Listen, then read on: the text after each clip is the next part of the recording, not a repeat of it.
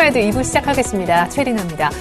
전일 2%대 크게 급락해 우려자한했던 뉴욕 증시가 하루 만에 반등에 성공했다고 하죠. 예상보다 제조업 수주가 적은 폭의 감소폭을 보인 것이 그나마 호재로 작용을 했고요. 또 전날 너무 많이 빠지지 않았느냐 하는 데 따른 반발 매수세가 유입된 결과이기도 했었습니다만 반등폭이 크지도 않았고 거래량이 많이 실리지도 않았었습니다.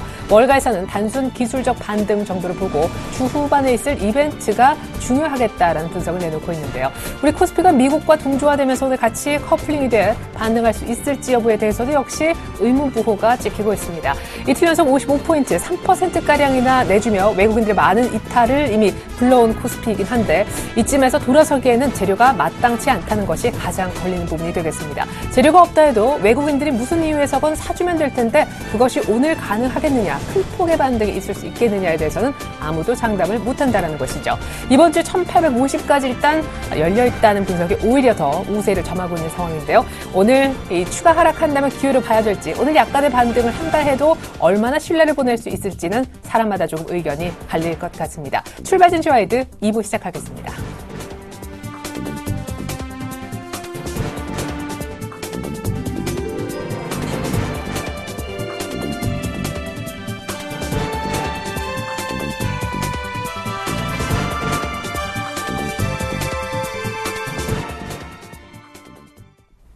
네, 심리적 마지노선이 붕괴됐던 1900을 잃어버렸던 전일장 다시 돌아보고요. 오늘장 미국 증시 반등이 있었는데 반등한다라고 얘기하시는 분이 5분 가운데 몇 분 계실까요? 오늘장 프리뷰까지 같이 해보겠습니다.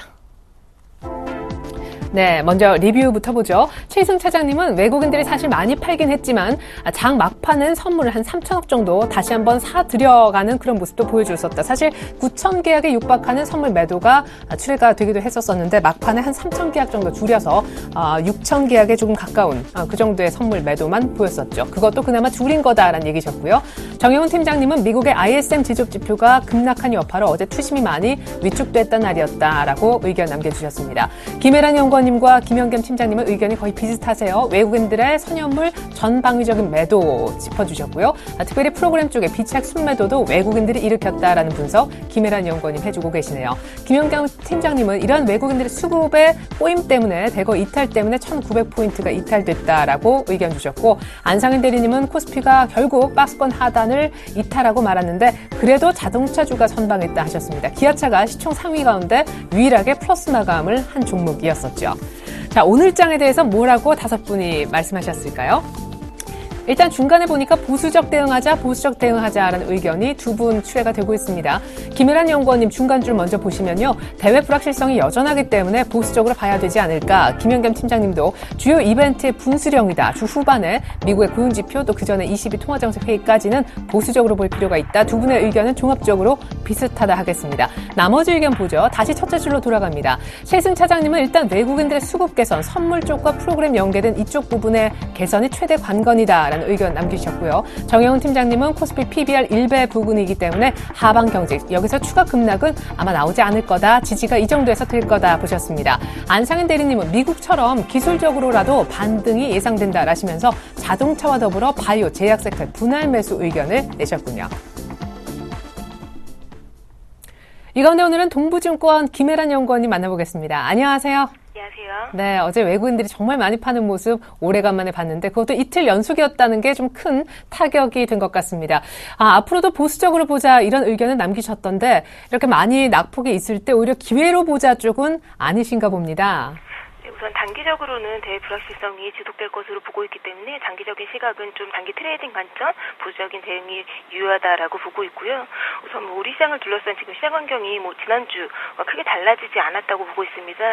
지금 시장 상승을 이끌 만한 모멘텀이 부재하고 말씀하신 대로 이제 전일 심리적 지지선이었던 1900선 하향 이탈하면서 투자 심리라든지 우리 시장의 체력이 좀 많이 약화된 분위기라고 보고 있는데요. 여전히 우리 시장은 좀 악재 영향권 안에 있지 않을까 이렇게 보고 있습니다. 설 연휴 전에 이제 외국인들의 일시적인 매수로 인해서 상승하는 모습 보여주긴 했지만 지금 이틀 연속 외국인들 매도, 올해 들어서는 이제 일별 최대인 6,600억 원 외국인들이 매도가 강화되면서 지수 낙폭을 확대시키는 모습이고요. 그리고 외국인들이 올해 이제 누적으로 2조 7천억 원 가량 순매도를 지속하면서 설 연휴 중간에 이제 미국 영적 완화 축소, 그리고 신흥국 위기, 그에 따른 외국인들의 신흥국에서의 자금 이탈이 지속적으로 이루어지고 있는 상황이다라고 보고 있습니다. 그래서 단기적으로는 외국인들의 매수 전환까지는 좀 시간이 필요하지 않을까 이렇게 보고 있고요. 우리 시장에서 좀 제대로 된 반등 타이밍 지금 포착하기는 좀 어려운 시점이다라고 보고 있습니다. 전일 같은 경우에도 미국 ISM 제조업 지수 때문에 이제 글로벌 지표 때문에 좀 추가적인 하락 부분이 이루어졌었는데요. 이번 주 후반에 이제 ECB 통화정책회의 그리고 미국의 고용지표 발표 있기 때문에 그리고 6일까지 중국의 춘절 휴장이 있고요. 그래서 이런 대외적인 이벤트로 인해서 또 시장이 어떻게 변동될 수 있는지 변동성 확대 구간이라고 보고 있고요. 따라서 이제 단기적으로 이제 좀 가격 측면에서 뭐 주가 조정 과도하고 뭐 밸류에이션 매력이 있는 일부 종목들에 대해서는 짧은 트레이딩 대응 가능하다고 보고 있지만 우선 뭐 비중 확대의 기회로 삼으시는 거는 좀 장기적인 관점이 필요하지 않을까 이렇게 보고 있습니다. 물론 코스피가 지금 PBR 1배 미만으로서 이제 과매도 국면 좀 저평가 측면에 진입했다고 보고는 있는데요. 우선 아까 말씀드린 대로 좀 단기적인 측면에서 좀 어제 같은 경우에도 경기 민감주들 위주로 또 낙폭 확대되는 모습 보여주고 있기 때문에 우리 지금 시점에서는 이제 뭐 엔화 약세가 지금 둔화되면서 미리 선조정 받았던 자동차 업종들에 대한 관심 아니면은 이런 시장의 변동성에 대해서 조금은 둔감할 수 있는 유틸리티 업종 아니면 소재 업종 아니면 꾸준히 실적이 뭐 우량하게 나오고 있는 중소형주 위주로 좀 개별 트레이딩이 가능한 시점이다라고 보고 있습니다. 그리고 뭐 시장 코스피 지금 심리적 지지선이었던 1900선 하향 이탈하기 때문에 좀 추가적인 조정 가능성도 좀 살펴볼 수 있는 시점이다라고 보고 있는데요. 우선은 1차 지지선으로는 뭐 다들 말씀하시는 1880선, 1850선 전후가 유효하지 않을까 이렇게 보고 있고요. 지난 상승폭의 H 3분의 2 정도 되돌림 수준이기 때문에 이 정도에서의 좀 기간들이 어느 정도 시장에서 수급 뒷받침을 해줄 수 있는지 여부 외국인들이 매수 전환될 수 있는 타이밍 좀 계속 확인하시면서 시장 좀 단기적으로는 보수적으로 대응하시는 게 필요할 것 같습니다. 네. 트레이딩도 필요하지만 약간 조심도 역시 필요한 구간인 것 같습니다. 지금까지 동부증권 방배지점의 김혜란 연구원님의 의견 들어봤습니다. 전략 감사합니다. 감사합니다.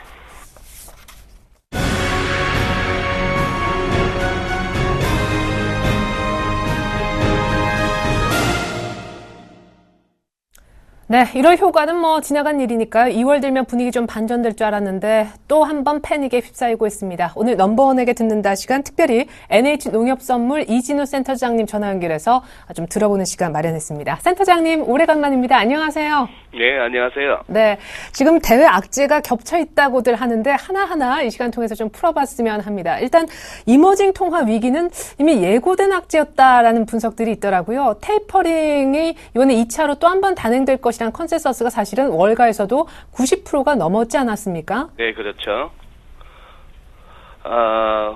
네, 뭐 지금 이제 어제 하루만 본다면은 네. 전반적으로 금융시장이 최근 며칠간의 혼란 양상에서 좀 이렇게 안정을 찾는 모습입니다. 뭐 앞서도 다들 살펴보셨겠습니다만 일단은 기술적으로 먼저 살펴볼 것은 뭐 우리 코스피만 하더라도 오늘 죄송하네요. 이렇게 자료를 좀 보내드렸어야 되는데 큰 그림으로 보자면 리만 사태 이후의 저점으로부터 지금 이렇게 꺼질 수 있는 추세선에 딱 걸리면서 어제 1880포인트는 지지되는 국면이었고요. 뭐 달러엔 환율만 하더라도 100일엔 근처를 지나고 있는 120일 이동평균선 이런 부분에서 추가 급락보다는 일단은 한숨 돌리는 양상 그리고 이머징 통화도 마찬가지입니다. 지금 뭐 에리나 앵커께서 말씀하셨던 이머징 위기는 예고된 사태였다 하는 그런 시각은 뭐 시장에 뭐 상당히 이렇게 일반화된 시각입니다. 우선은 생각해 보자면은 무슨 뭐 마빈슨, 믹트 등등 해서 참 여러 가지 신조어들을 그 브릭스를 만들었던 골드만사스의 짐 오닐 이후로 그 한때 유행이었습니다만 뭐 남아공, 멕시코, 뭐 인도네시아, 터키 이런 나라들이 얼마나 그동안 이렇게 각광을 받았습니까? 그래서 지난 수년간 경제 펀더멘털을 능가하는 그런 이제 주식 상승, 주가 상승과 그와 더불어서 이제 통화가치 상승 이런 부분들이 이제 조정을 받을 수밖에 없는 국면이 왔다는 것은 그 나라들의 시장을 떠받쳤던 유동성 부분이 이제 연준의 양적 완화 축소 그리고 궁극적인 종료 수준을 밟으면서 조정을 들어갈 수밖에 없었다 하는 것이고 저는 뭐 또 개인적으로 70세가 넘은 고령의 스탠리 피셔 그리고 제닛 옐런을 압도하는 그런 경력과 카리스마를 지닌 그런 분이 연준 부의장이라고 하는 좀 어색한 그림에 굳이 만들어가면서까지 재등장하는 모습에서 우리도 97년 IMF 당시에 스탠리 피셔 당시 IMF 수석 부총재로서 우리에게 구제금융을 주었던 그런 기억이 있습니다만 뭐 국제통인 스탠리 피셔나 라일 브레이너드 같은 새로운 연준 이사가 임명되는 걸로 봐서는 연준이 미국이 결국 자체적인 해결보다는 국제금융시장의 판을 흔들어가면서 양적 완화 촉소로 인해서 불가피한 국채 수익률의 상승, 즉 미국의 금리 상승 갖다가 안전자산인 국채로 미국채로 자금이 몰리게 하면서 금리를 또 하향 안정화시키는 그런 뭐 이렇게 음모론적으로 보자면 그런 시각도 가능합니다. 뭐 그런 등등으로 해서 본다면 하는 것이고, 자 이제 문제는 이 정도 이제 한바탕 시장에서 뭐 일방으로만 내달릴 수는 없다 보니까 그동안 계속 크게 올랐던 주가가 좀 조정을 받는 이머징, 뭐 통화 가치가 좀 이렇게 하락하는 그런 정도가 이른바 시장에서 말하는 오랜 추세 이후에 나타나는 조정인지, 아니면은 이것이 크게 보아서는 30년에 걸친 지속적인 금리 하락기가 끝나고 이제 전반적인 금리가 상승 내지는 정상화되는 과정에서 잠시 이러다가 말 재료가 아니고 사안이 아니고 적어도 뭐 몇 년에 걸쳐서 이렇게 항공모함이 돌듯이 크게 어떤 금융시장에 글로벌 금융시장의 지각 변동 갖다 이야기할 수 있을 것인지, 그 부분을 판단하는 것이 뭐 우리 투자자 여러분들이나 또 시장을 전망하는 사람들의 향후 과제라 할 수 있겠습니다. 그러게요. 얼마 전까지만 해도 뭐 그레이트 로테이션 얘기가 나왔는데 다시금 이런 분위기 때문에 리버스 로테이션이라는 얘기가 다시 생겨날 정도더라고요. 네. 일단 뭐 터키, 인도, 남아공 사실 미국의 요 테이퍼링 전후로 해가지고 뭐 잇따라 금리 인상폭도 엄청나게 서로 이렇게 사이좋게 금리 인상까지 하면서 환율 방어의 총력전을 펼쳤는데 2차 테이퍼링 나오면서 조금 많이 이것조차 물거품으로 돌아가는 그런 분위기인데요. ECB 통화정책회의가 코앞에 남겨두고 있습니다. 그렇습니다. ECB 쪽에서는 어떻게 추가 금리 인하를 단행할까요? 추가 금리 인하요? 네. 자, 그게 이제 참 고민스러운 얘기입니다. 그나저나 에리나 앵커님 좀 이렇게 네. 시장 잘 갈 때 좀 불러주세요. 늘 항상 이렇게 힘들 때 부르시니까 예. 말씀드리는 저도 곤혹스럽습니다. 네. 네, 저기 뭐 최근에 예를 들어서 인도 같은 경우, 터키 같은 경우가 기준금리인 7일물짜리 그 레포 금리를 4.5%에서 10%로 단숨에 2배 이상 올리는 이런 비정상적인 활동. 뭐 인도나 남아공 같은 경우에 50bp, 75bp. 뭐 통상적으로 중앙은행들이 뭐 한 0.25% 포인트 정도, 25bp 정도를 가지고 통화 정책을 금리를 올리고 내리고 합니다만, 요즘 이머징 국가들의 금리 올리는 그 양태를 보자면 이건 분명 비정상적이죠. 자, 이런 국면에서 지금 이제 고작 연 0.25% 수준까지 내려와 있는 ECB가 금리를 더 내려본들 10bp를 더 내리겠습니까? 15bp를 더 내리겠습니까? 그러한들 그것이 또 시장에 무슨 영향을 미치겠느냐 하는 것이죠. 그럭저럭 어쨌거나 마리오 드라기는 벌써 이제 작년 달인 재작년이 돼버렸네요. 2012년 7월 그 당시 런던 올림픽 전후한 시점에 유로를 사수하기 위해서 뭐라도 하겠다 하는 이른바 whatever it takes라는 그 발언으로 지금까지 유럽을 다독여 왔고, 또 이렇게 상대적으로 갈 만한 곳은 그래도 유럽이다 싶어서 그 재정불량국 피그스 내지는 깁스 국가로 불리던 이태리, 포르투갈, 그리스 이런 나라들의 증시가 뭐 겁나게 오르는 그런 몇 년을 한 2년 정도를 보냈습니다만, 글쎄요, 당장 목요일 날 이제 ECB에서 뭐라고 할 수 있겠는가 하는 부분이죠. 저는 개인적으로 드라기는 이제 더 이상 내놓을 카드는 없다고 봅니다. 지난번 회의 때만 하더라도 이른바 포워드 가이던스의 포워드 가이던스가 강화됐다는 자신의 발언 그 자체가 포워드 가이던스의 강화라고 하는 무슨 뭐 개그 비슷한 걸 해버렸는데요.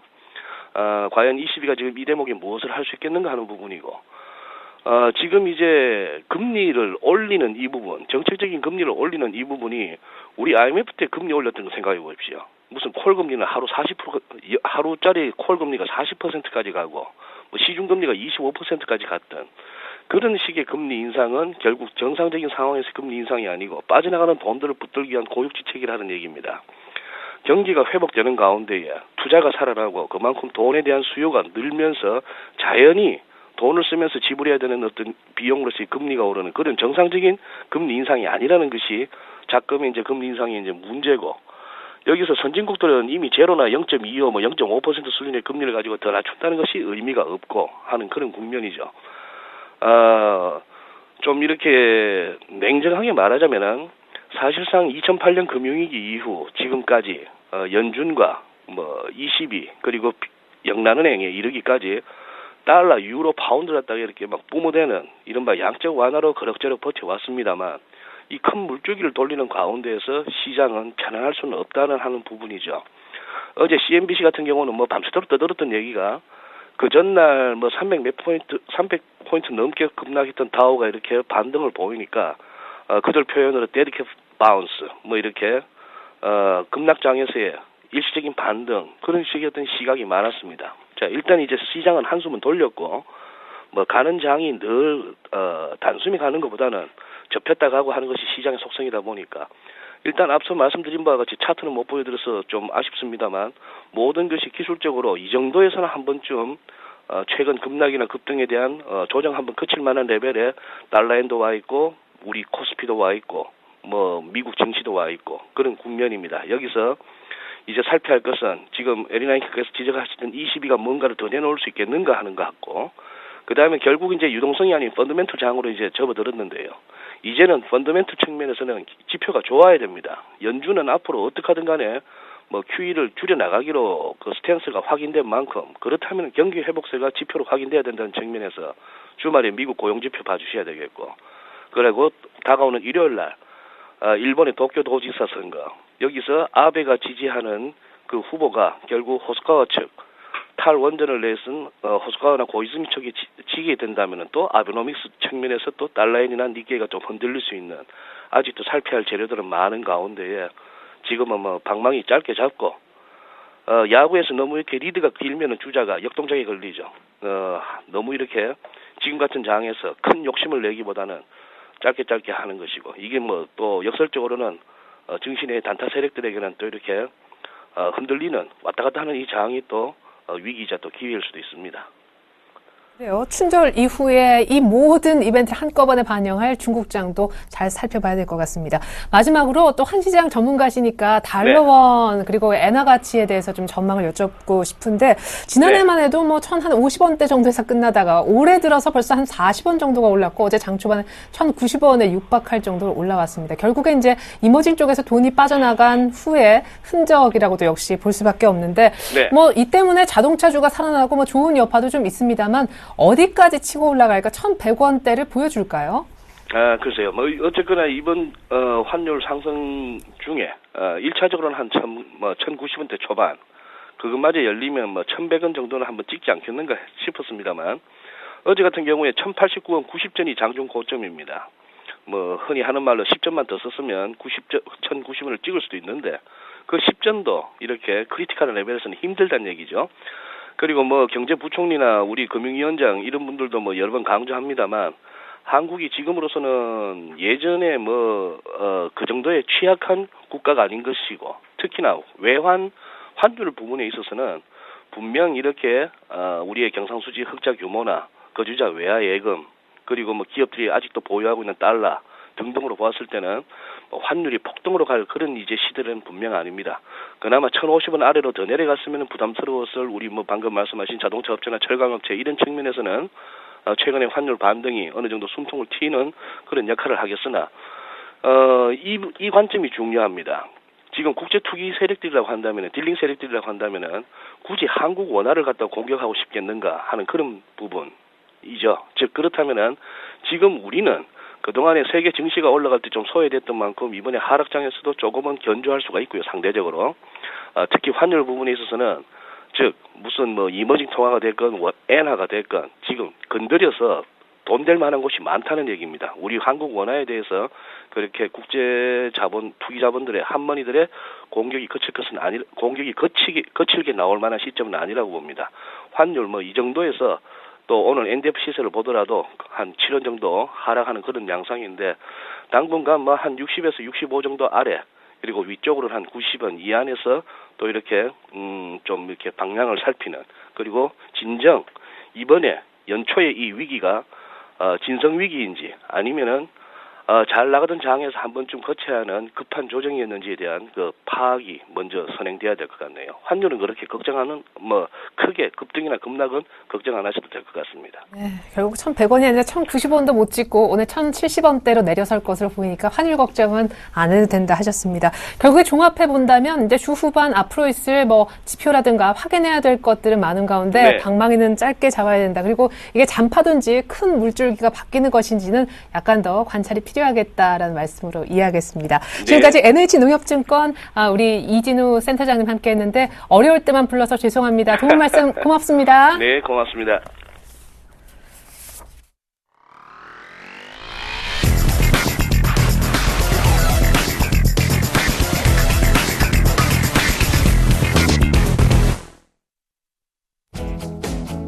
안녕하십니까, 정재훈 멘토입니다. 현재 동시효과 진행 중에 있는데요.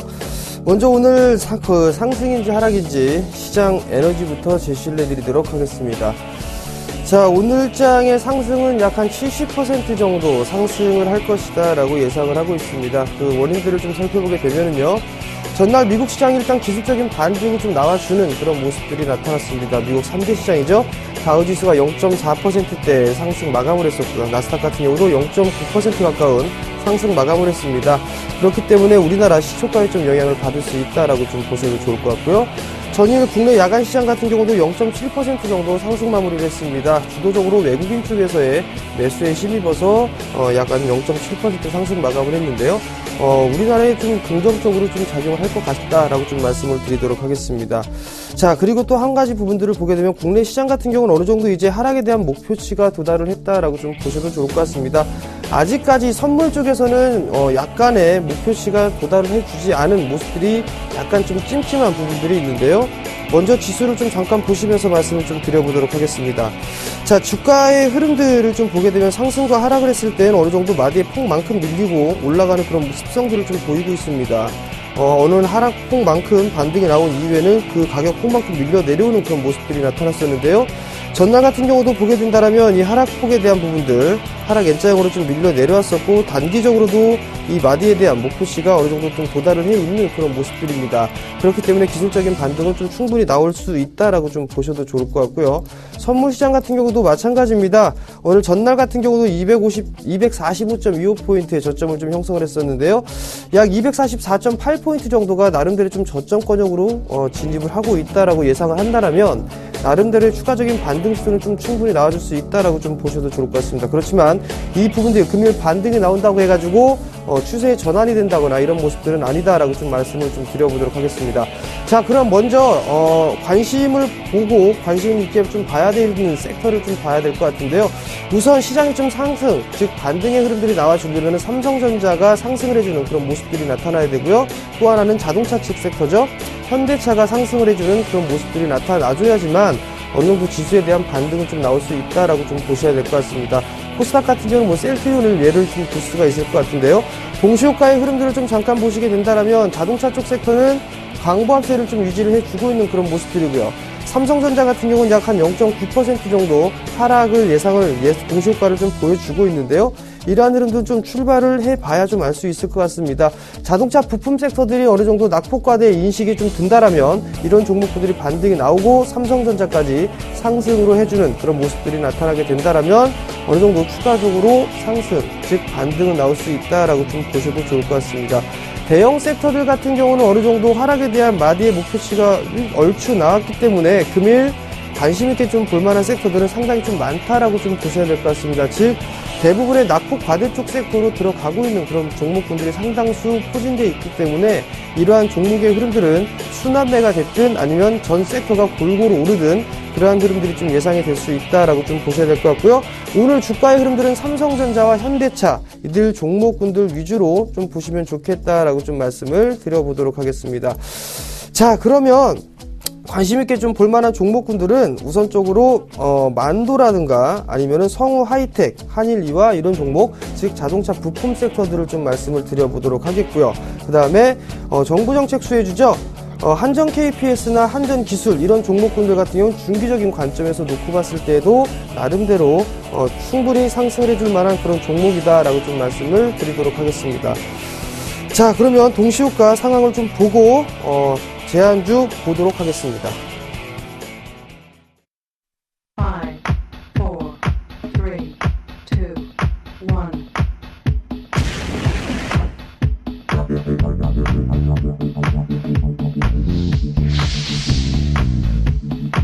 마디님의 기법과 정확한 수급 분석으로 여러분의 오늘장을 책임지겠습니다.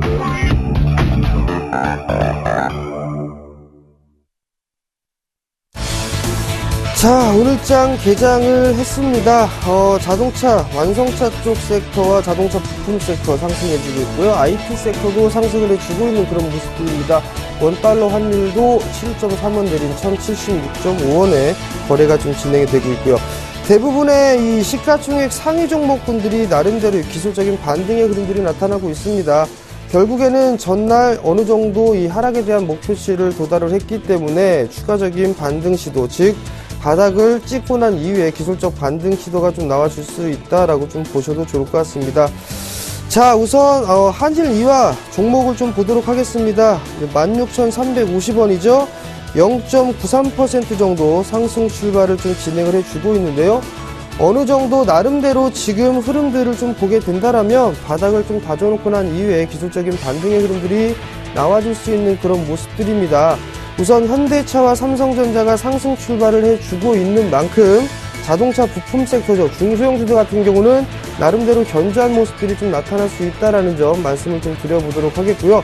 자동차 부품 섹터들을 말씀을 좀 드리는 건 전 섹터를 통틀어서 나름대로 이 실적에 대한 부분들 상당히 좀 견조하게 나타날 수 있기 때문에 자동차 부품주들을 좀 보셔도 좋겠다라고 좀 말씀을 드려보도록 하겠고요.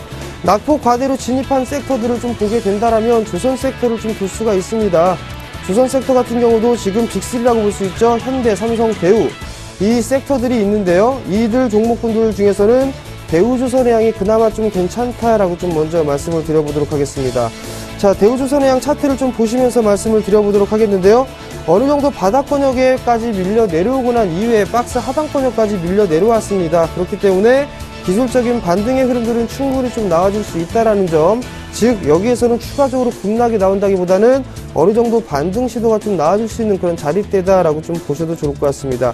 금일 대형 섹터들 말씀드리고 중소형 섹터들도 말씀을 좀 드리는 부분들은 나름대로의 종목분들이 상승의 흐름들을 좀 나타날 수 있다라는 부분들 포인트를 좀 맞추셔야 될 것 같습니다. 무조건 개별적인 종목분들이나 테마성 종목분들 이런 흐름들도 나름대로 상승을 해주는 그런 모습들은 나타날 수가 있겠지만 변동폭이 다소 좀 크다라는 거, 그리고 최근 시장 같은 경우는 이제 급락이 좀 나와줬기 때문에 기술적인 반등의 흐름들이 나오더라도 바닥을 다지는 구간들이 나올 수가 있습니다. 바닥을 다지는 구간이 나오게 된다라면 변동성이 커질 수밖에 없다라는 점, 그렇게 봤을 때는 나름대로 실적을 기반을 해주는 그런 종목분들 위주로 포트를 좀 담아보는 전략 말씀을 좀 드려보도록 하겠습니다. 자, 그럼 오늘도 성공 투자하시고요. 저는 다음 주에 찾아뵙도록 하겠습니다.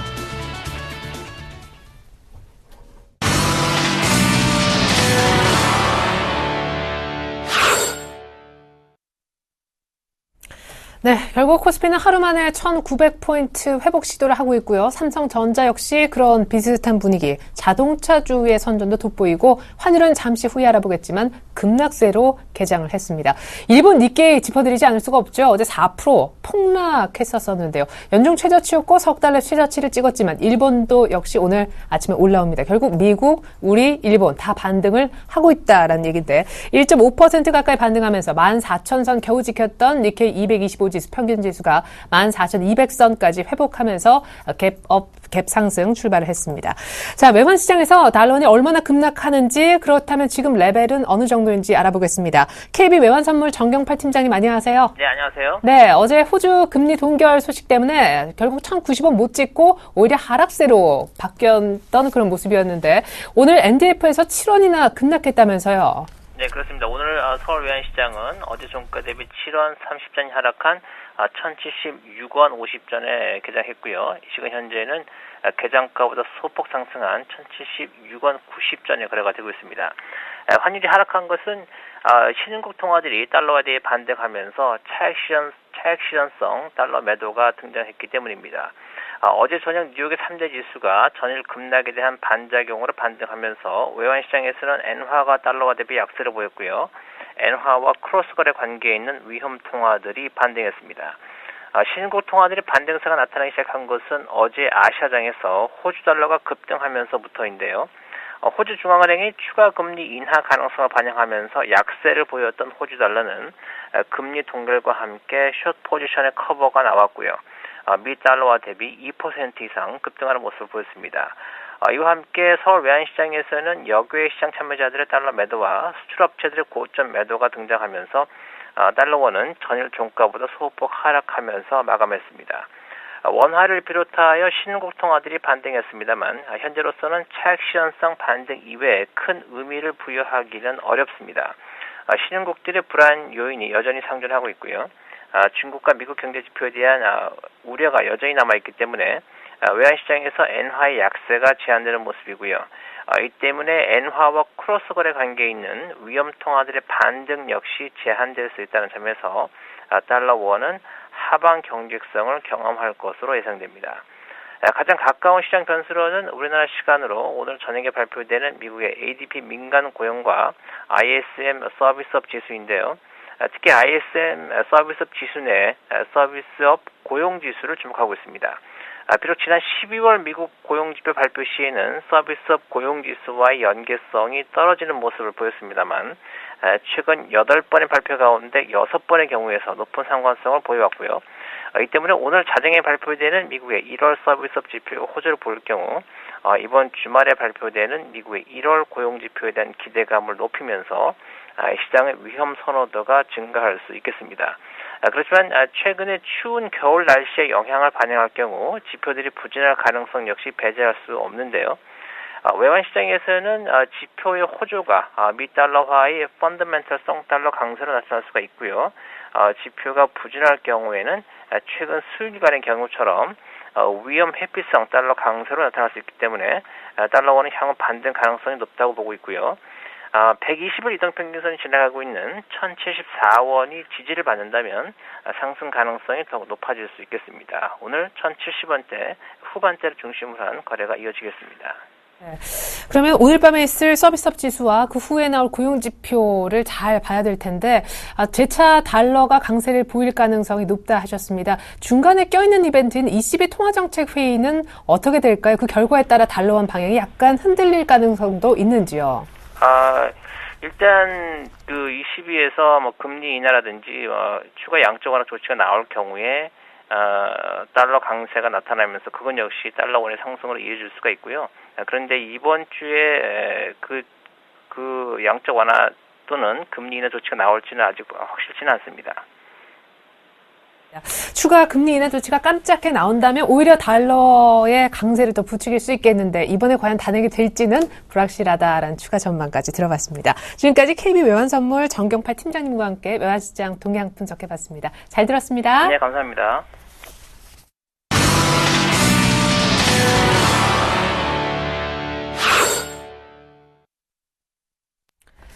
네, 1900선 회복 시도를 보이고 있는 아침, 그래도 다행스럽게 하루 만에 반등을 하고 있는데 돌발 종목 알아보겠습니다. 어제 동양증권 인수의향서 받았었죠. 결국 매각은 한 4파전 양상으로 진행되는 듯합니다. 우리가 예상했듯이 대만의 유안타 증권도 일단 포함이 돼 있는 모습이고요. 두 번째 주는 많은 분들이 이제 이런 분위기 속에서 환율 반전돼 틈새 전략으로 얘기하고 계시는 자동차주가 오늘도 강세를 띈다는 점입니다. 어제 시가총액 상위주 가운데 기아차만 유일하게 플러스로 마감을 했는데 오늘은 3인방 모두가 같이 달리고 있습니다. 수급도 좋아 보이네요. 그리고 전일 급락하는 분위기 속에서 지수가 1880대까지 밀리는 속에서 상한가를 친 3인방 종목이 있습니다. 썬데이토즈, JB 어뮤즈먼트 그리고 새내기주인 한국정보인증인데 오늘 역시 이 3인방이 또 추가 상승을 모색하고 있습니다. 이렇게 세 종목군을 오늘 돌발 종목으로 알아보려고 하는데요. 오늘은 명동으로 나가겠습니다. 동양증권 명동 더블프레스티지 센터에 계시는 정윤성 PB님 통해 분석 들어보죠. 정 PB님 안녕하세요. 예, 안녕하십니까. 네, 동양증권부터 분석 들어보겠습니다. 예, 동양증권 지금 어제까지 인수 의향서를 받았는데요. 우선은 그 유안타 증권을 포함해서 좀 여러 군데에서 지금 인수 의향서를 지금 받았고 오늘 같은 경우는 이렇게 이제 매각이 이제 순조롭게 된다는 그런 시장의 기대감으로 인해서 오늘 같은 경우 4.85% 정도 지금 상승을 하고 있습니다. 우선은 동양증권 어제 같은 경우는 유연타 증권이 지금 인수 의향서를 냈었고요. 사모펀드에서 3개사가 지금 인수 의향을 밝혀서 총 4개의 그런 인수 의향을 밝혔다는 것을 지금 나왔고요. 특히나 1차에도 서류를 받았지만 앞으로 이후에도 계속 그 인수 의향서는 받게 된 형태로 지금 될 수가 있기 때문에 기업들은 또 더 늘어날 수 있는 부분도 좀 열려 있습니다. 특히 우선 앞으로도 이런 부분이 인수 쪽에 대해서 계속적으로 일어날 수 있다 그러면 지금 앞으로도 주가 상방 같은 경우는 상당히 좀 긍정적으로 좀 보고 있습니다. 특히나 그 증권주들 같은 경우는 상당히 어제 같은 경우 삼성증권 같은 경우 상당히 하락폭이 컸었지만 이런 와중에서 이런 매각이 순조롭게 된다는 것은 좀 저점 매수에서 부담 없이 들어가는 그런 저점 매수의 그 구간이 분명히 있다라고 좀 볼 수가 있기 때문에 앞으로도 이렇게 저점 매수 구간에서 좀 전체적으로 들어올 것을 보고 있고 특히나 동양증권뿐만이 아니라 지금 증권주들 같은 경우는 지금 저 PBR의 그런 구간으로서 지금 좀 보고 있습니다. 특히나 증권이나 은행 같은 경우는 상당히 시장에서 소외돼 있는 그런 종목군이라고 할 수 있기 때문에 이렇게 조금씩의 그런 긍정적인 이슈가 나온다고 하면 저가 매수세는 언제든지 들어올 수 있다라고 볼 수 있을 것 같습니다. 동양증권 주가 흐름도 보면 예전에 이제 CMA라든지 그런 성장 동력으로 인해서 2007년도까지 보면 한 22,400원까지 올라왔던 종목이 지금 현재는 2,500원에 그런 달해 있습니다. 그렇기 때문에 앞으로 상당히 지금 많이 빠져서 바닥 다지기의 흐름을 보여주고 있다라고 볼 수 있기 때문에 이런 부분에서 좀 주가 수준은 부담이 없다라고 볼 수 있고요. 대신에 지금 차트 부분에서는 지금 역비열의 구간이 부분도 볼 수 있습니다. 그렇기 때문에 앞으로도 올라가는 구간에서는 언제든지 매물대가 출회가 될 수 있다라고 볼 수 있기 때문에 그런 부분 좀 유념을 하시길 바라겠습니다. 다음 종목은 자동차주 3인방인데요. 현대차, 기아차, 현대모비스입니다.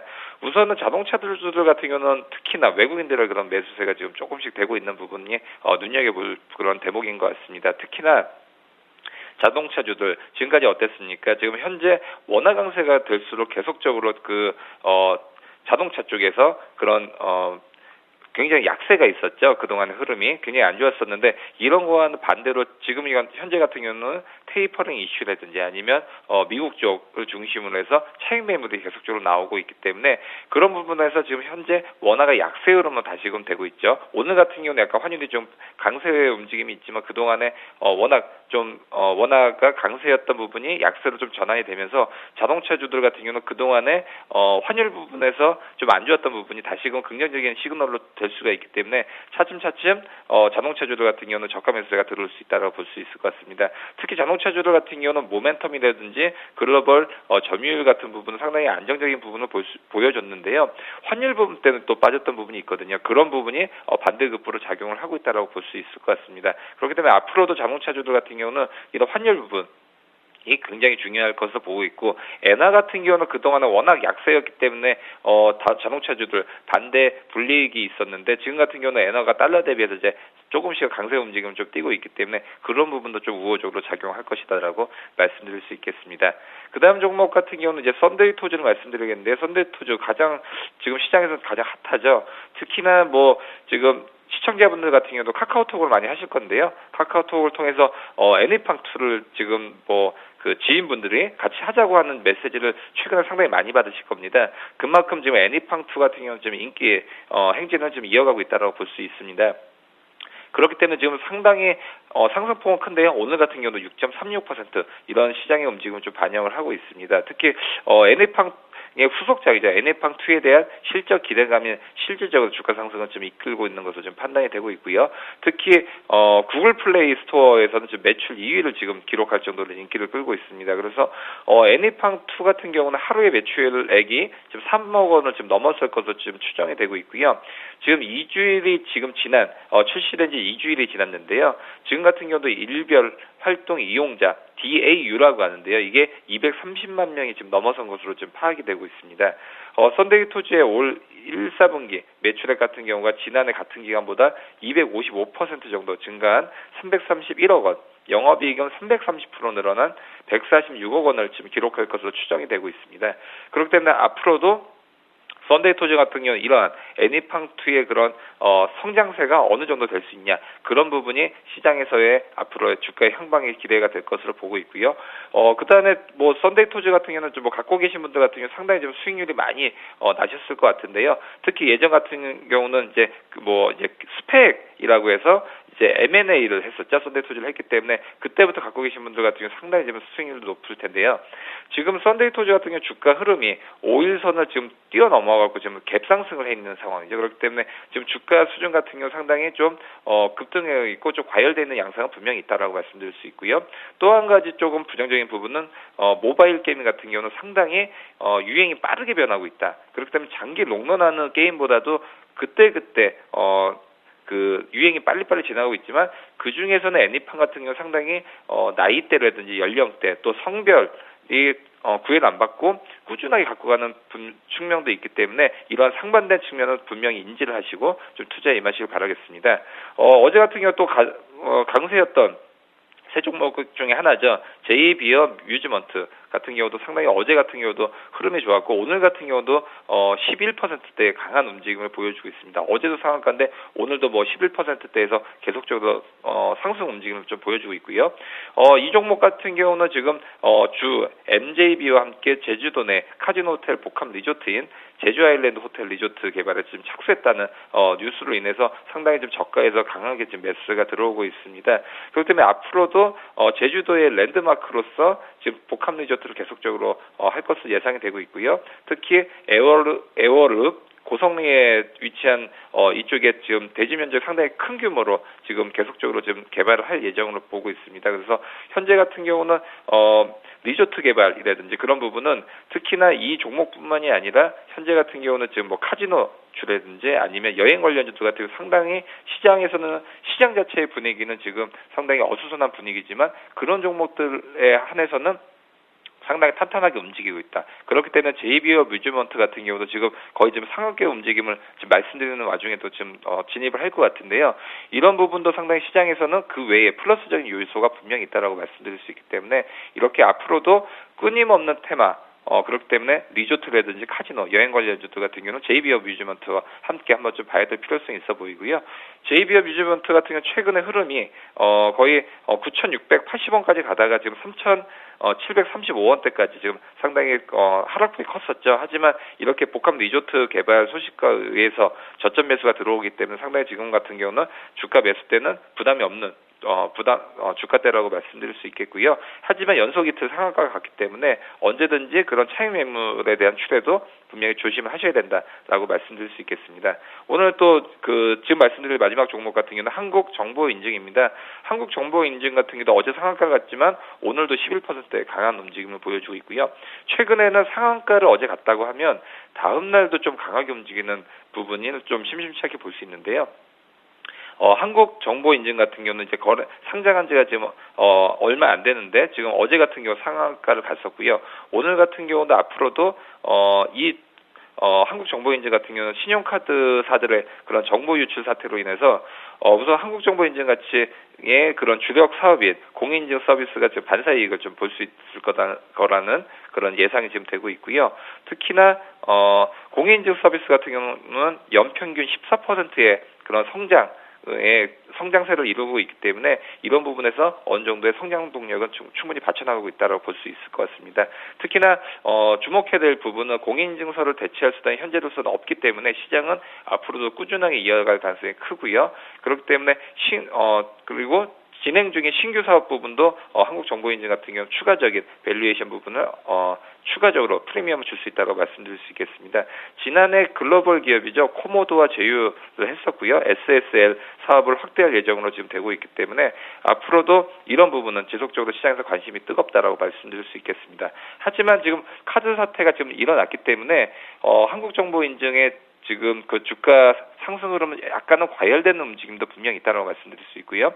카드 사태가 어느 정도 진정 국면이 보인다라고 한다 그러면 이런 부분은 또 언제라든지 차익 매물 실현도 나올 수 있다라는 것도 유념하시길 바라겠습니다. 네. 자, 이렇게 해서 돌발 종목, 특별히 오늘 썬데이 토즈, JB 어뮤즈먼트, 한국정보 인증, 전일 상한가 쳤던 3인방 종목까지 몰아서 한번 살펴봤습니다. 추가적인 특징 분석 스튜디오에서 더 들어볼게요. 오늘 구광식 전문가님 자리해 주셨거든요. 안녕하세요. 네, 안녕하세요. 네.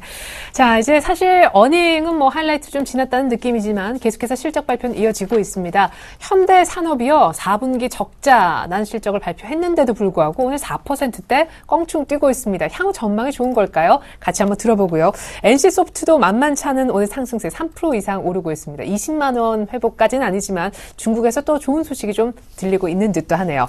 NH엔터도요, 라인 통해서 신작 게임을 내놓았는데 이게 일본에서 1위 하고 있다고 합니다. 뭐 오늘 게임빌도 분위기가 좋고 게임주 전반적으로 조금 살아나는 듯한 인상이고요. 테마주 가운데 DMZ 테마가 형성됐습니다. 지방선거 앞두고 이건 또 무슨 경우인지 테마주까지 한번 살펴보겠습니다. 먼저 현대산업부터 살펴주시죠. 네, 일단 지난해 4분기 실적은 좀 부진하게 발표를 했습니다. 네. 매출액은 한 45% 증가한 1조 3천억을 달성을 했습니다만은 역시 영업 이익 측면에서 놓고 본다면 역시 적자가 한 1,832억까지 이렇게 좀 확대되는 모습이었고요.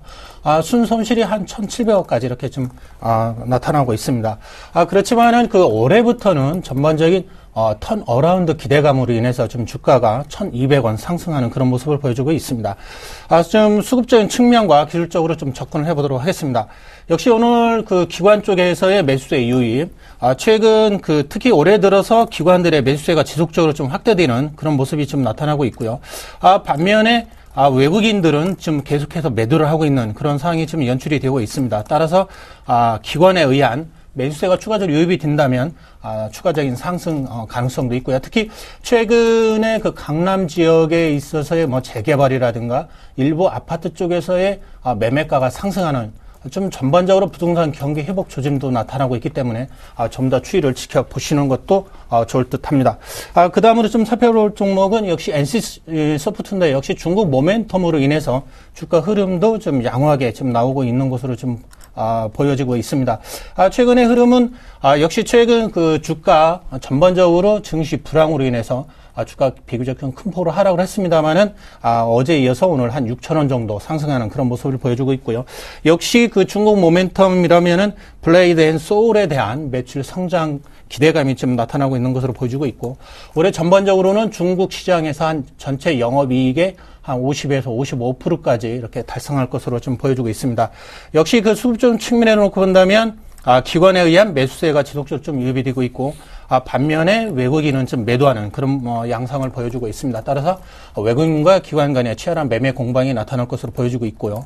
기존에 보유하신 분들은 주가가 단기간에 좀 많이 빠져 있는 그런 모습입니다. 그렇다면 일단 좀 보유하시는 전략이 유효할 것 같고, 관심을 갖고 계셨던 분들이라면 한 10% 내외 정도로 새롭게 진입하시는 전략도 유효할 것으로 이렇게 말씀을 좀 드리고 싶습니다. 네, 그러면 반등을 만약 준다면 여기서 어디까지? 일단 지금 한 21만 원 정도 이 수준에 지금 120선에 걸치기는 그런 상황입니다. 단기적으로 이 수준에서는 매물에 이렇게 걸릴 수도 있겠습니다만은 그거를 돌파를 하게 된다면 추가적으로 61선 부근인 한 22만 원 정도, 23만 원 가까이도 반등을 또 생각을 해볼 수 있을 것 같습니다. 다만 앞서 언급을 해드렸듯이 일단 증시가 어느 정도 좀 안정을 찾아야 일부 개별 종목도 반등할 수 있는 기회가 나타날 것으로 보여지고 있습니다. 따라서 주가 흐름, 특히 수급적인 측면에서 기관이 추가적으로 매수를 해주는지 여부도 좀 면밀한 체크가 필요하다, 이런 말씀을 좀 드리고 싶습니다.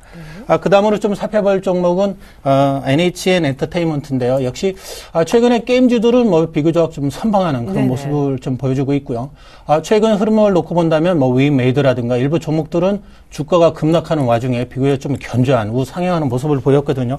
오늘 같은 경우에는 디즈니 주무주무가 일본에서 유리하는 그런 모습도 나타났고, 다만 이제 어제 같은 경우에 국민연금에서 좀 장내에서 지분을 좀 일부 정리를 한 것으로 좀 보여지고 있는데, 한 51만 주 정도 이렇게 좀 매각을 했습니다. 지분율은 한 3.4% 정도 처분을 했고요.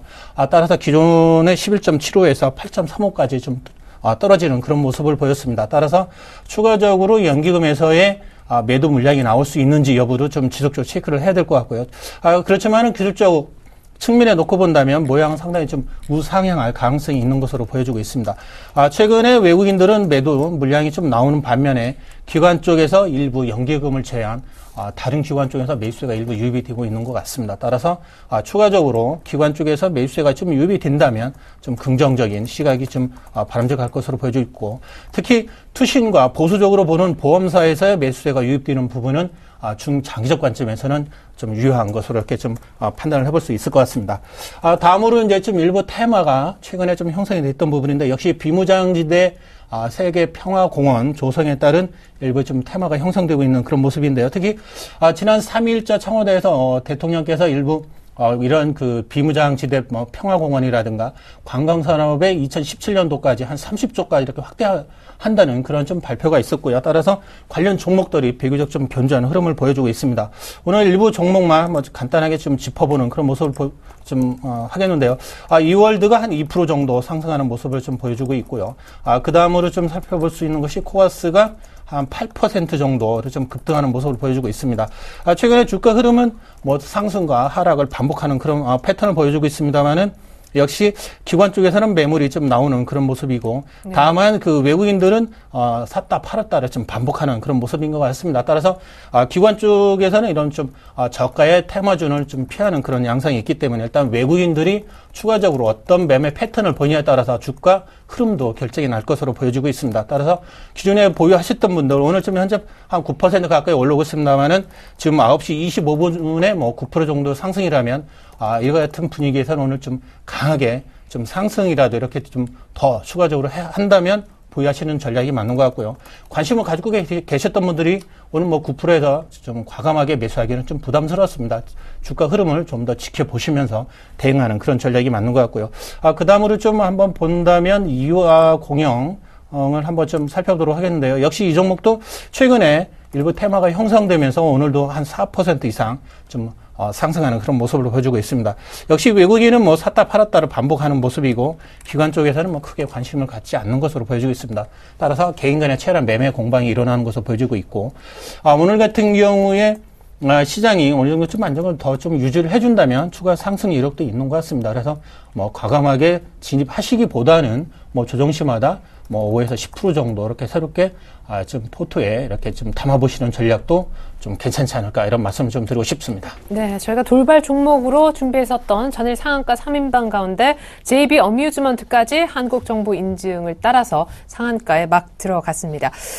셀바이오텍도 오늘 강세예요. 자체 개발한 제품이죠. 듀오락 인기 때문이라는데 오늘 흐름이 아주 좋고요. 청담 러닝도요. SKT하고 손잡고 인도네시아 쪽에 스마트 교육 이 프로그램에 참여했다는 소식 때문에 청담 러닝 같이 올라가고 있습니다.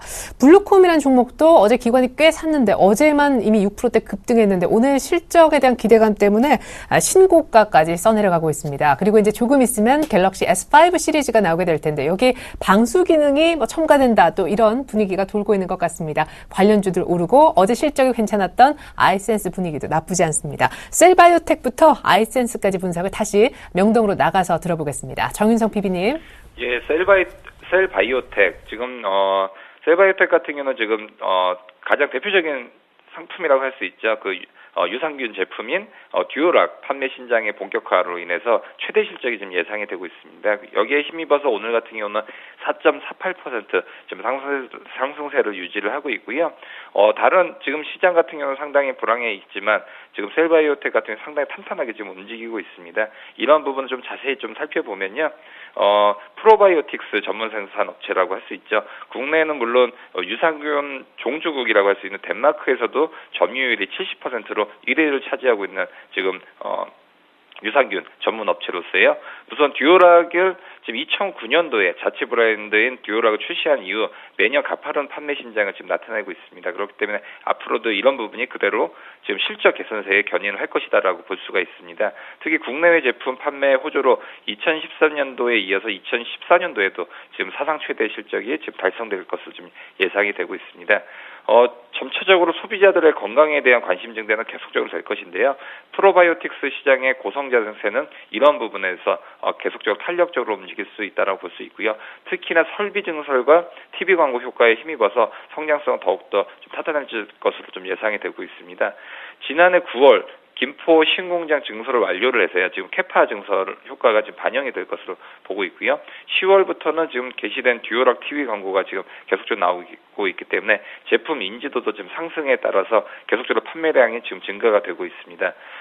특히나 다양한 제품군이 지금 이루어져 있어서 남녀노소 구분 없이 복용할 수 있다는 부분도 앞으로도 수요는 계속적으로 늘어날 것으로 지금 보고 있습니다. 그렇기 때문에 셀바이오텍 같은 경우 지금 주가 흐름을 살펴보면 거의 지금 계속적으로 5일선과 21선, 60일선을 이렇게 타면서 정배열 구간으로 계속적으로 탄탄하게 움직이는 부분을 볼 수가 있고요. 특히나 2013년도부터 2013년도에는 횡보 구간에 박스권 내에 있었다고 볼 수가 있습니다. 특히나 2014년도에는 박스권이 15,000원 구간을 지금 올해 같은 경우 이것을 차트를 뚫고 나갔다는 그 부분은 좀 눈여겨볼 만하다. 그렇기 때문에 어느 정도 횡보 구간만큼 한번 상승세로 돌아왔을 때는 그 기간만큼 오를 수가 있기 때문에 앞으로도 이런 상승세는 계속적으로 될 것으로 좀 예상이 되고 있기 때문에 셀바이오텍 같은 경우는 앞으로도 이러한 그 건강을 중시하는 그런 테마로서는 가장 탄탄한 움직임을 보여줄 것으로 좀 예상이 되고 있습니다. 그 다음 종목 같은 경우는 청담 러닝인데요. 청담 러닝 같은 경우는 지금 SKT나 파트너사로 지금 참여 소식에 의해서 강세 움직임을 보여주고 있고요. 오늘 같은 경우는 1.57% 좀 강세 흐름을 보여주고 있습니다. 청담 러닝 같은 경우는 SK텔레콤의 인도네시아 프로젝트 파트너사로 지금 참여를 했다라고 지금 공시가 나와 있고요. SK텔레콤 인도네시아 공교육 스마트 클래스 구축을 위해서 지금 같이 파트너사로 참여를 한 것입니다. 특히나 청담 러닝 같은 경우는 자사 스마트 학습 솔루션이 CSLP 기술력을 지금 기반으로 해서 앞으로도 스마트 클래스의 핵심인 SK텔레콤의 스마트 클래스 솔루션 개발을 계속적으로 참여를 하고 있고요. 앞으로도 현지 고등학교 영어 교과서의 디지털화 작업에도 함께 할 것으로 예상이 되고 있습니다. 그렇기 때문에 청담 러닝 같은 경우는 국내외 쪽에서 모두 다 좀 앞으로도 이런 디지털 교과서에 계속적으로 성장 동력은 있다라고 말씀드릴 수 있고요. 특히 지금 주가 흐름 같은 경우는 이와는 반대로 조금 하락세의 움직임을 보여주고 있습니다. 그렇기 때문에 아직 차트 움직임은 불안하기 때문에 앞으로도 5일선을 위에서 조금 정배열 구간에서 한 번쯤은 눈여겨봐야 된다. 그리고 저가 매수해서 할 것 같으면 5일선 밑에서는 저점 매수. 특히나 현재 현금에서 청담러닝은 예를 들어서 현금 중에서 20%를 매수한다고 하면 그 20%를 한 5번 정도 분할 매수로 할 수가 있는 그런 전략도 좀 소개를 드리고 싶습니다. 세 번째 종목 같은 경우는 이제 블루콤인데요. 블루콤 같은 경우는 4분기 영업이익 같은 경우 상당히 잘 나왔죠. 63억 8,300만 원으로 전년 동기 대비해서 198% 증가를 했습니다. 매출액 같은 경우도 294억 원으로 93%가 늘었고요. 당기순이익 같은 경우도 49억 원으로 지금 거의 328% 증가를 했었습니다. 그래서 지금 블루콤 같은 경우 상당히 지금 우상향을 하면서 계속적으로 좀 강세 움직임을 보여주고 있고요. 특히나 블루투스 액세서리 수출 쪽에서의 실적 개선폭이 지금 가파르게 일어나고 있습니다. 특히 지난해 4분기 같은 경우는 63억 원의 영업이익을 기록했는데요. 이런 부분 같은 경우도 전체적으로 이런 블루투스에 대한 매출 같은 경우가 특히나 중국 천진공야 공장을 지금 통해서 계속적으로 일어나고 있기 때문에 앞으로도 시장에서 상당히 뜨거운 관심을 받을 수가 있다라고 말씀드릴 수 있고요. 특히나 지금 같은 경우 스마트 기기와 블루투스 같은 경우는 함께 가는 경향이 있기 때문에 이런 부분은 좀 시장에서 핫한 트렌드가 될 수 있다라고 말씀드릴 수 있겠습니다. 또 다음 말씀드릴 것 같은 경우는 갤럭시 S5 시리즈의 방수 기능 기본 탑재를 통해서 지금 우전한단 등의 그 종목들 같은 경우 상당히 강세의 흐름을 좀 보여주고 있습니다. 우전한단 같은 경우는 오늘 6.6% 정도까지 상당히 강한 움직임을 보여주고 있고요. 사실은 갤럭시 S의 그 전 제품의 방수 기능을 이제 기본 탑재할 것으로 좀 예상이 되고 있고요. 기존에도 이제 방수 기능은 탑재가 된다는 건 알고 있었지만 지금 전 제품에 지금 방수 기능을 탑재한다는 것은 또 다시 한번 또 종목들의 그런 상승세에 좀 긍정적인 시그널을 주고 있습니다. 특히 스마트폰 갤럭시 S4 액티브에서 그 방수 스마트폰을 지금 출시가 됐었는데 시장에 상당히 좋은 반응을 얻고 있었기 때문에 삼성전자 측에서도 이런 갤럭시 S5뿐만이 아니라 다른 기종에서도 앞으로도 방수에 대한 기능은 다른 여타 경쟁사의 휴대폰 과의 차별화를 일으킬 수 있기 때문에 이러한 종목들 같은 경우는 우전한다뿐만이 아니라 서원인텍, 프로텍트 같은 경우도 앞으로는 테마를 이루어서 계속적으로 갈 가능성이 좀 크다라고 말씀드릴 수 있겠습니다.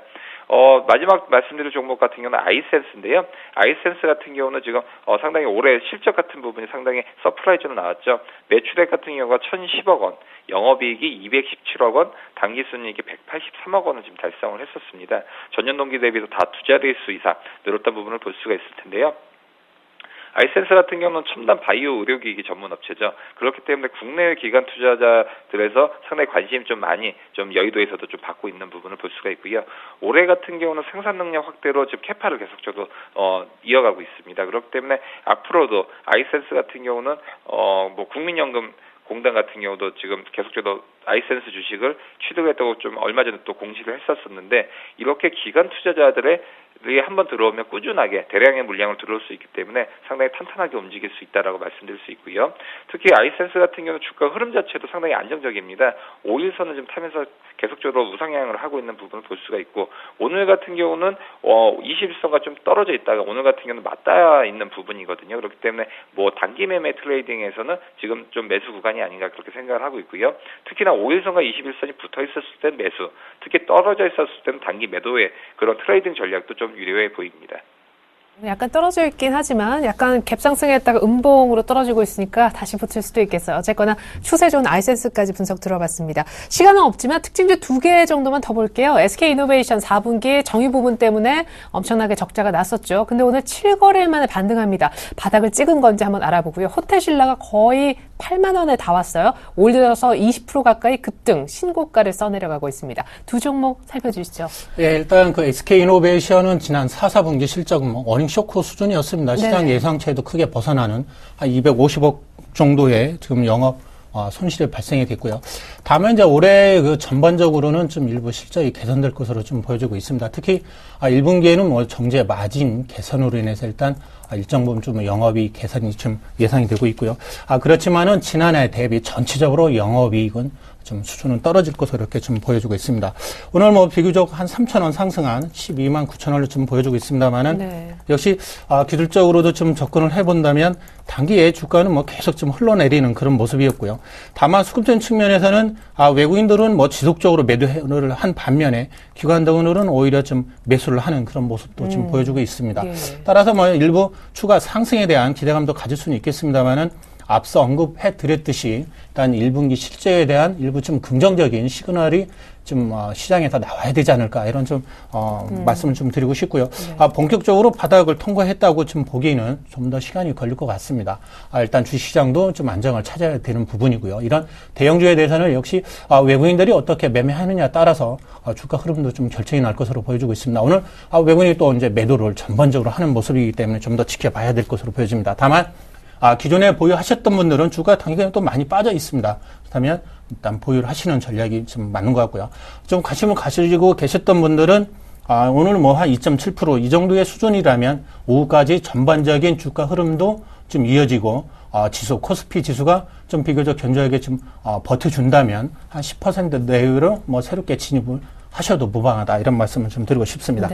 그 다음으로 살펴볼 종목은 그 호텔신라인데요. 역시 최근에 주가 전반적으로 증시가 불황임에도 불구하고 주가 흐름은 비교적 견조한 흐름을 대단하군요. 좀 보였던 이유는 역시 최근에 좀 일부 나타났던 좀 긍정적인 그런 시그널이 일단 주가에도 반영되고 있는 것이 이렇게 좀 아닌가 이렇게 분석을 해볼 수 있을 것 같습니다. 최근에 뭐 면세점이라든가 일부 사업 확장 이런 부분 또한 이제 중국의 뭐 지금 춘제가 지속되고 있습니다만은 일부 그런 그 효과 여러 가지 측면에서 좀 긍정적으로 좀 주가가 좀 영향을 받고 있는 것이 아닌가 이렇게 분석을 해볼 수 있을 것 같습니다. 역시 수급적인 측면에서 놓고 본다면 외국인들은 이렇게 큰 관심을 보이지 않는 것으로 이렇게 좀 보여주고 있습니다. 최근에 좀 일부 매도를 하는 모습도 나오고 있고요. 다만 최근에 기관 쪽에서의 뭐 지속적인 매수로 인해서 주가 흐름은 비교적 견조한 그런 양상을 보여주고 있습니다. 5일선을 이탈하지 않는다면 추가 상승에 대한 기대감을 좀 가질 수 있을 것 같고요. 그렇다면 기존에 갖고 계셨던 분들은 보유하는 전략, 또 이제 관심을 갖고 새롭게 진유에 대해서 좀 생각을 하셨던 분들은 뭐 좀 일부 조정시마다 상승보다는 플러스보다는 마이너스 나왔을 때 일부 좀 새롭게 편입하시는 전략도 유효하다 이런 말씀을 드리고 싶습니다. 네, 호텔 신라까지 한번 살펴봤습니다. 이제 거의 한 9시 40분 근처까지 왔는데요. 1895선입니다. 하루 만에 1900 회복을 할 분위기인데 그렇다면 뭐 일시적인 1900의 붕괴라면은 향후에 좀 반등을 생각해 볼 수 있을까요? 긍정적으로 볼 수 있는지 고용지표 발표도 좀 남겨두고. 네, 그렇습니다. 여러 가지 글로벌 이슈, 이벤트가 아직 많이 남아 있고요. 특히 네.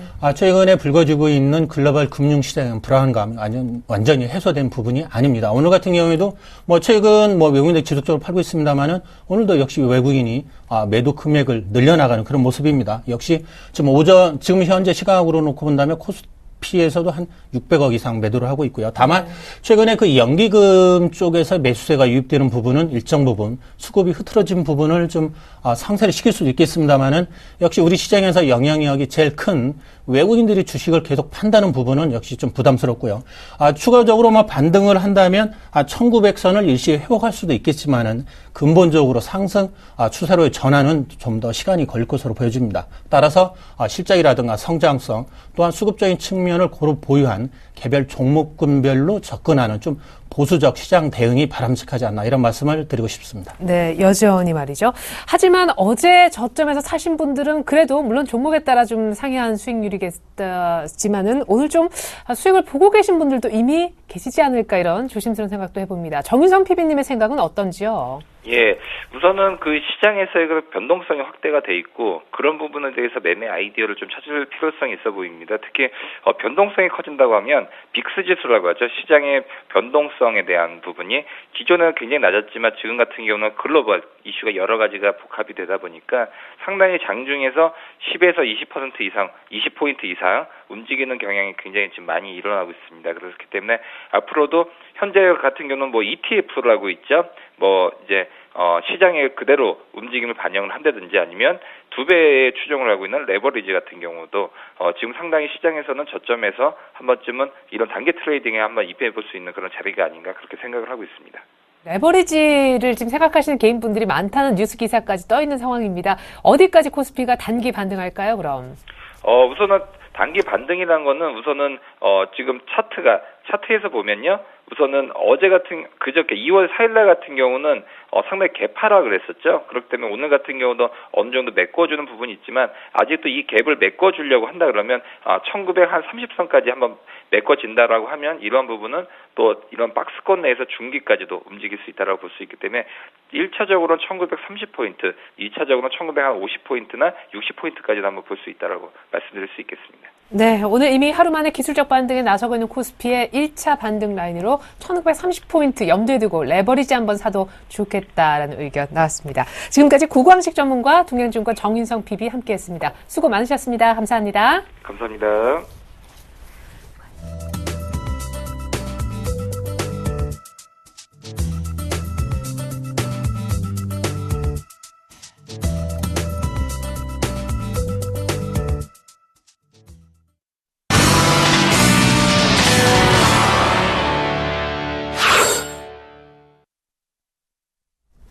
네, 이틀 동안 55포인트 빠졌던 코스피가 오늘 하루 만에 한 10포인트 정도 반등에 나서고 있는 아침입니다. 선물 시장 분위기도 동일할지 분위기와 전략 알아보겠습니다. 주쌤, 김도영 멘토님 안녕하세요. 네, 안녕하십니까. 어제 개파락하고 나서 역발상으로 매수 전략 한번 써봤지만 여의치는 않았던 것 같습니다. 물론 손실도 크지는 않았던 것 같은데 오늘 아침 반등이 선물 쪽에서도 좀 나오고 있는지요? 네, 주쌤도 나무에서 떨어질 땐 떨어져야겠죠. 네, 예. 좀 아쉽습니다. 그게 아무래도 이제 어제 수급의 변화 추이가 좀 바뀌었는데요. 사실은 아마 오픈된 내용들이 전혀 없을 겁니다. 저도 오늘 말씀을 좀 드려야 되나 솔직히 고민이 좀 되긴 되는데요. 어제 내려올 수밖에 없는 수급들이 바뀌었습니다. 선물항 쪽에서 순간적으로 이제 방송을 하고 나서 마치고 나서 수급이 하방 쪽 전환이 좀 됐는데 정말 제가 한마디 하고 싶은 건 왜 그렇게 철저하게 이 개인 투자자를 소외시키면서 가고 있는지 모르겠다라는 생각이 좀 들고요. 오늘 결론적으로 미리 말씀을 좀 드리면 추가적인 반등 가능하다. 그러니까 기술적 반등만 노리자 앞에서 다들 설명 잘 해주셨으니까요. 저도 그 관점이다라고 말씀 좀 드리겠고요. 자, 어제 저희가 야간 증시 쪽에서는 무조건 상승이 나올 수밖에 없다라고 했습니다. 그건 키높이가 안 맞은 상태에서 어제 종가가 끝났기 때문이었는데요.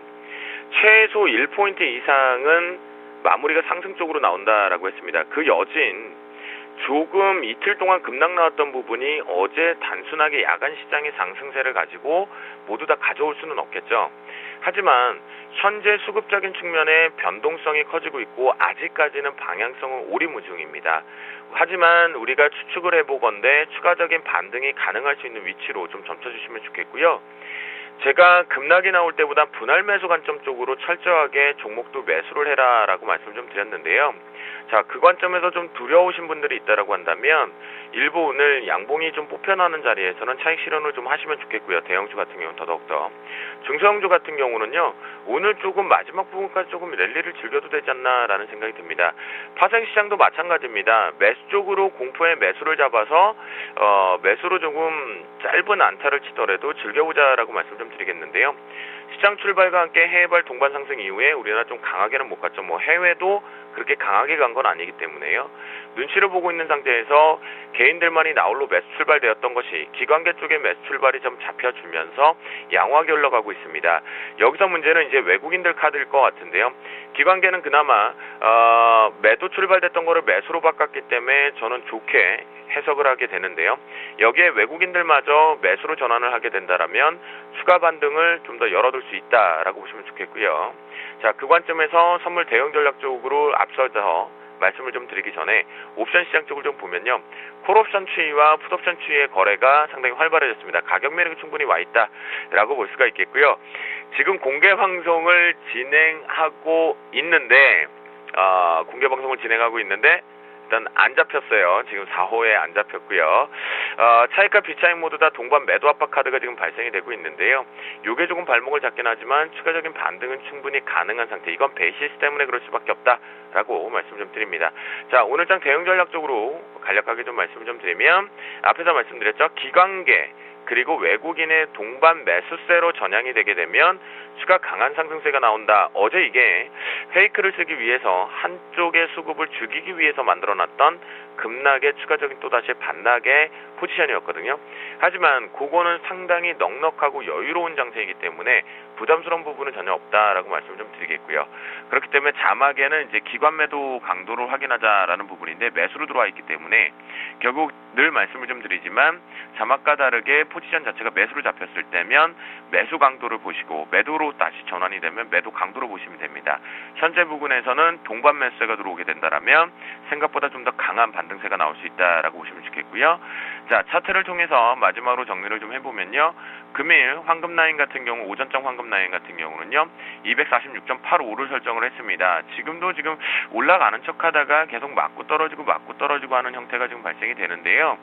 현재 기준점에서는 저는 이 바닥권의 부분에서 빨간 신호등이 있는 부분 쪽에서는 요 246.45대 부근, 요 부근에서는 충분히 매수를 잡을 수 있는 위치다라고 말씀을 좀 드리겠고요.